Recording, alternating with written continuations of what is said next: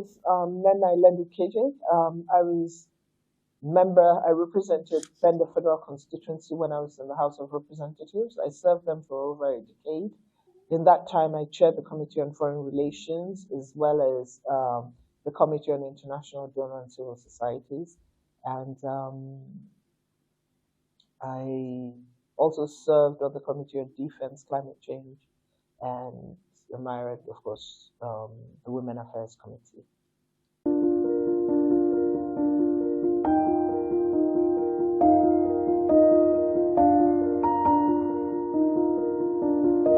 It was pre-planned by my father, interestingly.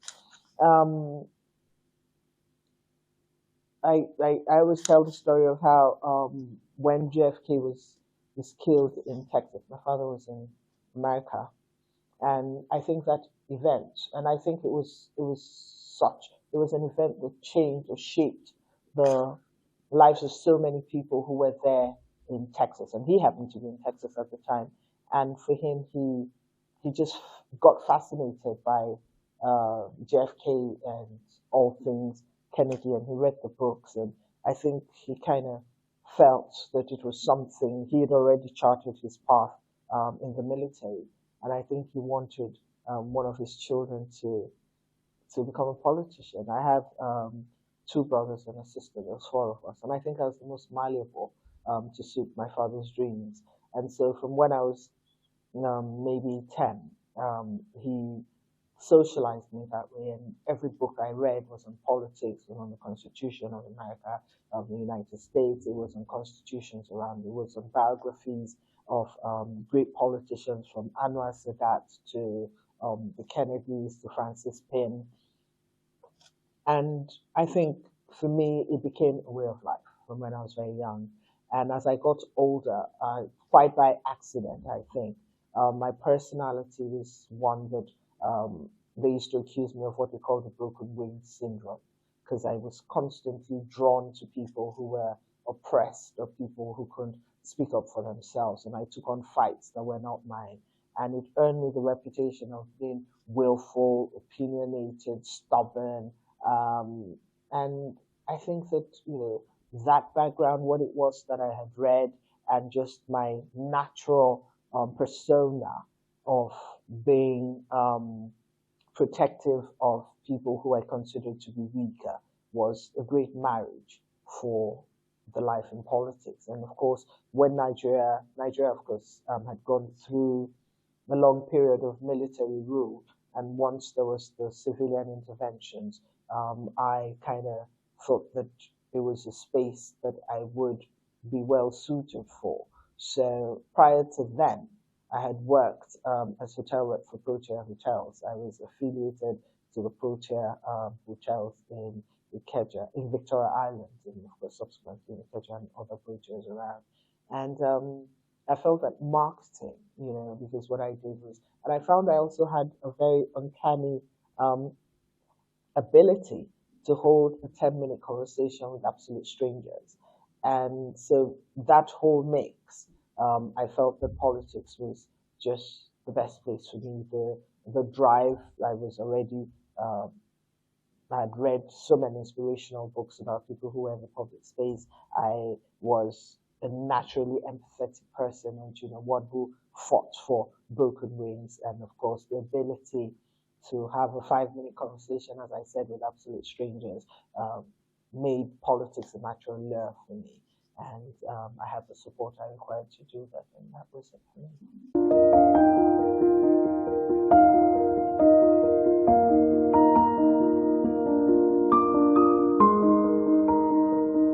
Democracy, it is said, is about structure, systems, and institutions. And I think that, especially in Africa, where our democracy, Nigeria went through a period where we started out with having what we called a nascent democracy to a fledgling democracy. And then, of course, some people have said it's a nano-democracy now, But I felt, and everybody agrees, that for democracy to be strong and to thrive, you must have strong institutions, not strong people.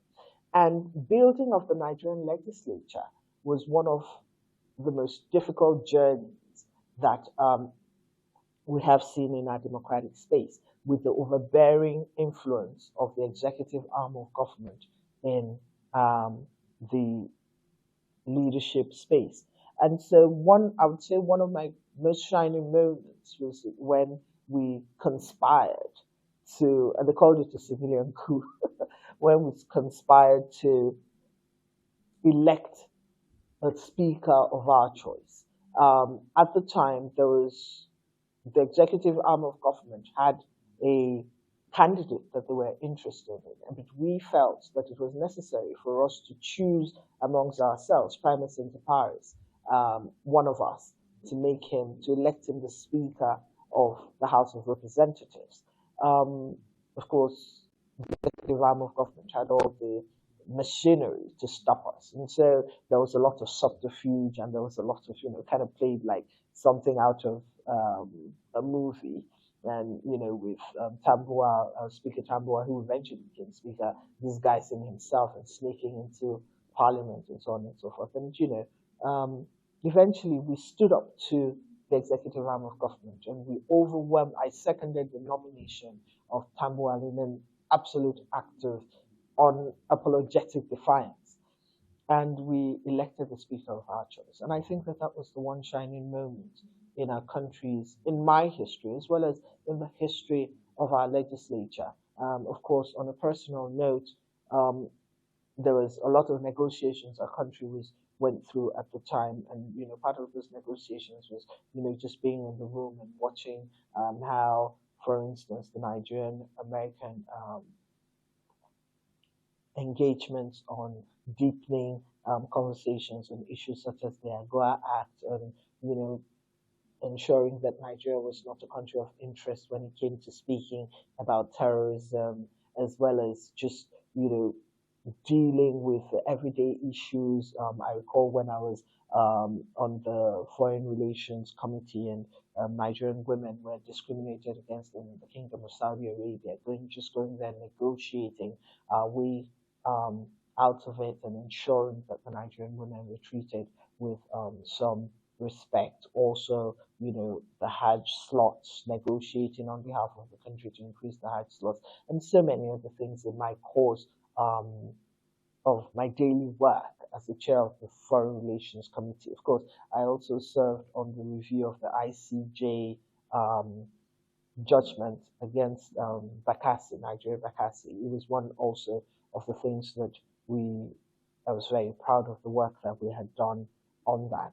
But more than that, I think that, and that was amongst other things in the course of my daily work as the chair of the Foreign Relations chair. But on a personal note, I just think that being inspirational to a lot of young women is what made the journey worth it. The fact that I have a lot of young women walking up to me and calling me words like, inspirational and role model, and I think that those are the things that make it all worth it. I think that just being able to give young women something that they can aspire to, is an amazing thing. And for me as well, I think that growing up in the way that I grew up, surrounded by people who had achieved, it kind of makes you self-centered, or you just kind of become all self-centered. But I think that just being in the legislature and working and watching the effect on Nigerian women is the most amazing thing. It's most humbling, because what the legislature did for me was it gave me the opportunity to serve something greater than myself, and it was my country, women, and the downtrodden, with the imprimatur of leadership to actually do something about their situation. So it went beyond a dream or a whim to actually being able to, in tangible terms, impact lives in a way that was realistic and impactful.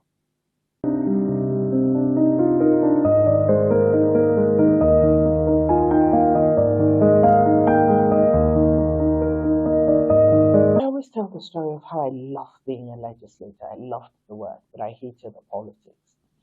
And I hated the politics because my political journey was fraught with so much violence.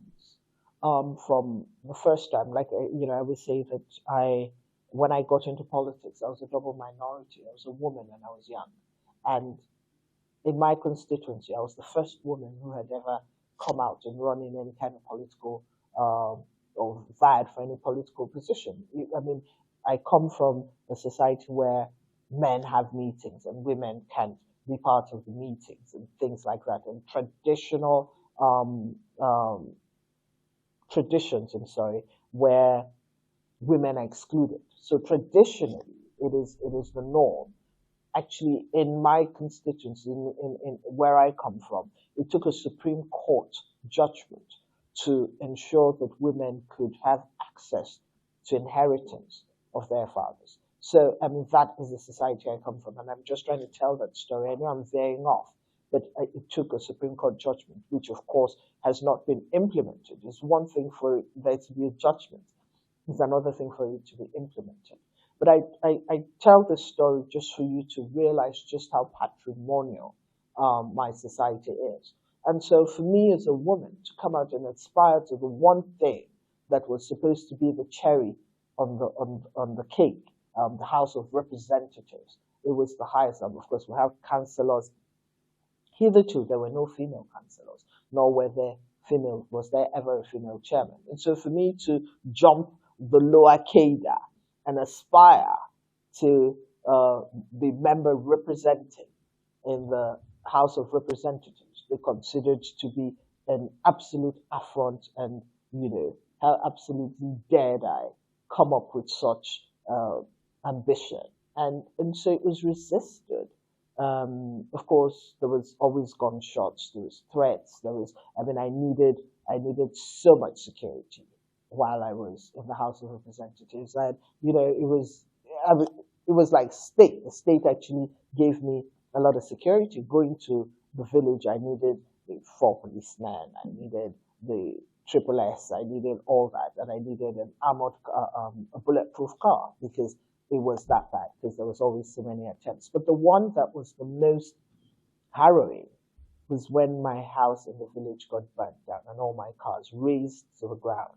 Of course, that was the culmination of threats, disincentivization, and so on and so forth. So, luckily for me, I wasn't there, but my house got burnt down, and it was a eureka moment. It was a light bulb moment for me, and with what has happened to Honorable Rockwell, I think it's also very important that we realize that the level that people's minds just draw the absolute elastic limits of violence against women in the political space. And I'm lucky that I got away with just the house getting burnt down. But for me, I mean, compared to what has happened to Honorable Macro, and it's a very scary and debilitating reality to be confronted with. So I see that, but of course it's on a daily basis. It happens, it's normal. And be it, I mean, in my case, my house got burnt down, but sometimes there's the unspoken ones, like the sexual harassment, like the rapes in some cases for some people, like, just the exclusion and the violence that is fraught in our political spaces is incremental. And you find that the more desperation there is, the more we don't have electoral reforms, and there's more desperation, and there's no disincentive for the criminality in that space. You find that there is more audacious, that the attacks are more audacious on women. And that's why, if you notice, with all the work that has been done in that space, you find that so many women, much, much more women, have shown an interest in vying for public office. But the pipeline is so leaky that less than 10% of the women who buy the forms and indicate an interest in running public spaces walk through the leaky pipeline, with the consequence that the House of Representatives, for now, for instance, there were only 7 members. In my time, when we were there, we went from 21 women to 14 women out of 360. Now there's 7.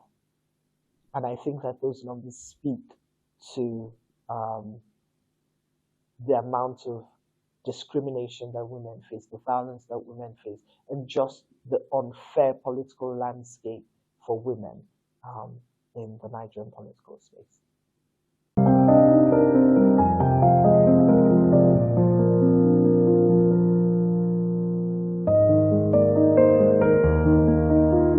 In the last elections, I tell the story. I ran against my two strongest opponents. One was an ex-con, the other one is an alleged ex-con, and so there's no telling what that space was like. Uh, so there was a lot of crime. There was a lot of, it was an active crime scene. I tell you, every day there was the one thing or the other. It was either people got beat up or people got shot at or whatever. And it's very impactful. But more than that, more than the physical violence, it's also the psychological violence. My son is from the north of Nigeria, and I'm from the southeast. And one would have thought that just the exposure and the integration would make you a better person, because I think that a lot of people say that the reason why there may be flaws in our leadership selection may be because the people don't really understand the diversity of Nigeria. You hear people mouth all the time that your diversity is your strength. Now, my son is from the north and from the east, but just the emotional blackmail. Right? One of their greatest campaigns was, oh, she's going to take our resources and take care of her northern son. So when you hear those kind of things, so it goes beyond the physical, but just this empowerment, it's emotional as well. So women go through all this, and then you get people who are very derogatory, and they say all things like, how could our daughter give herself to a northerner? And you hear those things and you just realize, and it just speaks to the division in the country. And so it is imported into the political space, and it makes it even more toxic for anybody to just aspire to. That's why I decided not to pursue it, because it was a lot. And I think that if we have structured systems and institutions that speak to these things, if there is a certain walk back, if there's a certain untelling of what has been normalized in our society, then maybe it will make the space a bit more attractive to women. But if you find that these things go unabated, they're unchecked, there's no disincentive for this kind of political violence. There was talk about an electoral offences commission, which never saw the light of day. So you see that these things have been normalized in our political space. And yes, you can continue to do the work. I recall that someone had asked me to be the deputy governor of a state. And I said to him, I felt flattered and honored, but I said to him, I didn't have a messiah complex. It kind of drains you. So you take a back step. So you walk back a bit, and then you recharge and get ready for the next round. But in all honesty, yes, you put on your armor and you walk out there every day. But it can be very disempowering. And after a while, you look around and then you wonder where the help is coming from, because you don't also see a strong coalition that is around women. And this brings me to the things that happens. Like, for instance, women in the public space want tangible help. Data is fantastic, but they want tangible help. So you have people say, oh, write a book, or just we're collecting data. My question is, and like I said, I was the chair of the International Donor and Civil Societies, because I really want to understand how data helps a woman who's in the political space that's fraught with so much violence. Data is important, don't get me wrong, but I'm saying in terms of tangible things, in terms of speaking to the real issues, in terms of engaging in a way that helps the men not view women in the political space in a different light. And that's why I was a strong supporter of the special seats for women, because that would take care of the violence in that space, because most of the violence is wreaked by the men. But if there were seats for women, then they would not confront or be confronted by the strong arm tactics of the people that you have to vie with. So for us, we need more tangible institutional changes that makes the difference rather than, the stories telling us telling you the problems and then, telling who's to blame for it and nobody doing anything about untelling that narrative.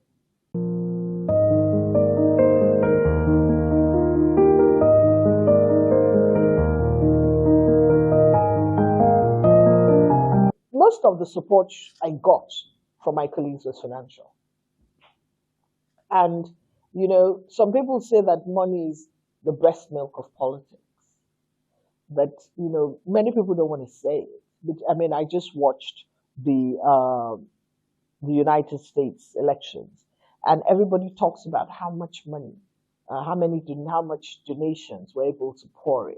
And so even though people don't want to talk about money in politics, they consider it to be vulgar. The truth of the matter is that money oils the wheels of politics. And so because a lot of women are disempowered when it comes to economic strength, it's also a disincentivization for women to even start to veer into that space. And so, a couple colleagues of mine were very supportive in terms of, a lot of them, gave donations and so on and so forth. And, of course, there were all the smaller donations from other people, but also help as far as security was concerned as well. I had people who had the ability to provide or to engage for me the kind of security I required. And just, especially when I had to rebuild my house that got burnt down, I got a lot of support from my colleagues. And, for that, I'm eternally grateful. But, and it was very important, that support, because it did two things. Because it was the intention of the people who had burnt the house was for me to walk away from that space. But what it did was that it enabled me carry on the journey through to the end. And so it was also taking one on the chin for the team, because I know that it really made them have a rethink. This one doesn't scare that easily. So yeah, for me, that in itself was victory. But I walked away in the question that you asked me because, knowing when to walk away in itself is a sign of victory. And walking away just to come back is necessary because, sometimes it does drain you. It does.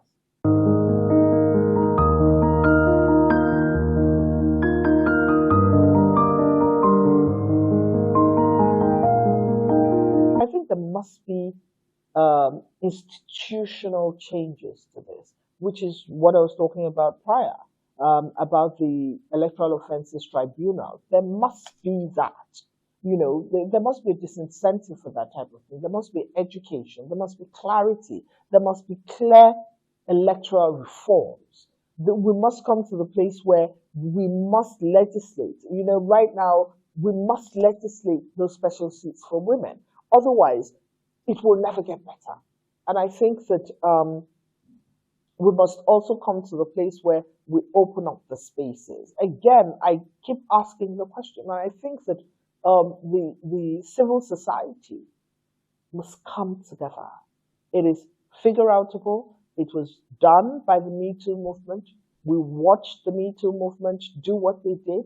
We saw that coalition, that collaboration, and we saw the effect of that collaboration. More women won seats into the United States legislature than ever before.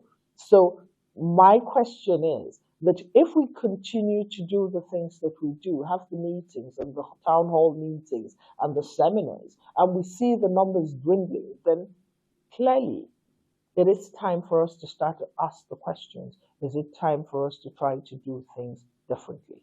And if it is, as indeed it is, then maybe we need to sit down and properly diagnose the problem and then chart a pathway to ensuring that the yardstick for measuring the success for all the work we have done must be greater numbers electorally as well as greater numbers appointively. If we don't have an increase in those numbers, then we have failed.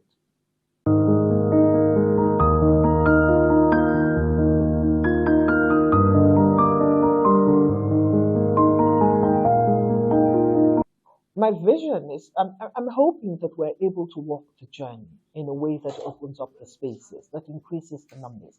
Because when you have more women at the table, things happen. Where we challenge the things that say that we're undeserving. I think that women must get to the place where we're confident enough to explain to the rest of the world, in Nigeria especially, that COVID, be it climate change, be it whatever. Every time there's negativity, it impacts women the most. It exacerbates the poverty where women are concerned. And I think that we need to go beyond the gender agenda in a silo, but look at the gender agenda as something that affects every sphere of life. And I think that those conversations have to be told. I know that the quality of debate, the depth of the reforms is so much better when you have women at the table.